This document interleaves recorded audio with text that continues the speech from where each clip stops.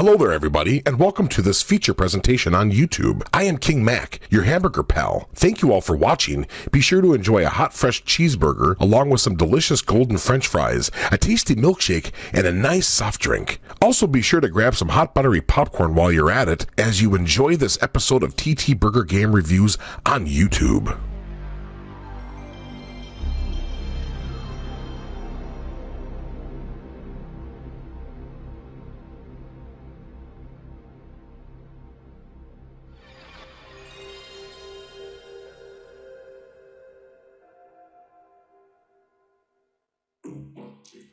Yeah, you wanna go? I tell these haters all to step the fuck away. I said let's go. Welcome back, my friends! You are watching episodes of TTBurger Game Reviews here on YouTube. Only on YouTube on channel TTBurger88, and I am your host, Tony. Bringing you more game reviews of the Sony consoles here, and I'm bringing you episode 257. It's the multiple review here. Once again, it was 257 part 1 of 2. Before I get started here, I want to give a shout out to Free Green HD and Sub-Zero MNX and Knack, along with the Hyperlamnia, Griffin Puff, Brickles Goes Stateside, Megs, Black Healer, along with the homie RJ, Red Hood Assassin, Algajira, Rockstar Pool 69, Jedi Coyote 22, and more as the Sensational Gent, and more. And today we're going to start this off with a PlayStation 4 franchise here. This started off with a launch title for the PlayStation 4, and it was actually really one of the first PlayStation 4 games I ever got when I got my PlayStation 4 on Christmas Day of the year 2013. And we play as a character made of relics and bolts and more, made by the company Japan Studios. And we're going to talk about the two parts here, and that is the Knack franchise. And we're going to look at two parts here. Part 1, we're going to go back to the launch title days of the PlayStation 4, and we're going to look at Knack, the first one, and then zoom ahead to the year 2017, 2018, look at Knack 2, the sequel. And we have a lot to talk about here, so let's get started with talking about the original Knack. The PlayStation 4 exclusively released on November 15th, 2013, around the time of the launch of the PlayStation 4. Now, when Knack came out with the launch of the PlayStation 4, it was shunned by critics and other gamers due to many reasons like bad graphics, poor gameplay, etc. And yes, I will admit, the game has some major annoyances that do prevent the game from being excellent and perfect, but we still have a game that can be called a game that takes advantage of the capabilities of the PlayStation 4's hardware and the next generation system at the time and stuff, even though Knack has not aged well in the recent years, but we'll get started there. The story goes like this. There is a war between humans and goblins. In order to survive the war, humans are gathering up relics and bolts, in which such pisses off the goblins, and they are commanding tanks to overrun human outposts. And as a result, the city of New Haven organizes an expedition to discover how the goblins acquired their weapons and more. Dr. Vargas studied the ancient relics from a long-lost civilization, found a way to bind them together to give them a consciousness, and the end result was a creature named Knack. Knack has mysterious powers, like for example, he can incorporate red relics into his body to make him bigger, stronger, faster, better than before, and he can transform into a gigantic, wrecking relic motherfucking machine, and when he finds more relics, he can get taller, like 3 feet tall, and can wreck anything in his way, like Godzilla style. Dr. Vargas believes he will be a valuable asset to the war against the goblins, which they hope to succeed if they go to this site. Dr. Vargas and Knack are joined by the explorer named Ryder, his 16-year-old nephew Lucas, a billionaire industrialist Victor, and his head of security Katrina, and they learn of the goblins getting the weapons from a goblin named Gundahar.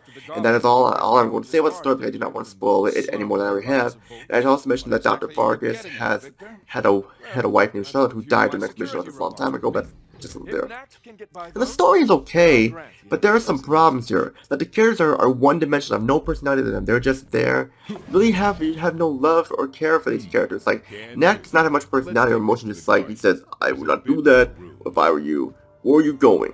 No, he's right. And so on and so on. And Victor, by his personality, you can tell from the beginning he is the bad guy, and Katrina just kisses his ass and stuff. Lucas is the smart one that no one ever acknowledges anymore, and like, and just sat there, and like Dr. Vargas like, come on, we must go, come on, we must go, come on, we must go, and stuff, and that's pretty much what it is there. And the story just goes nowhere. Something I do have to admit that it is a better story than most Call of Duty and such, but still, just most times the story just goes nowhere. The graphics of Knack are not the best looking, and you look back at this game, it looks like an HD PlayStation 3 game with high-res graphics.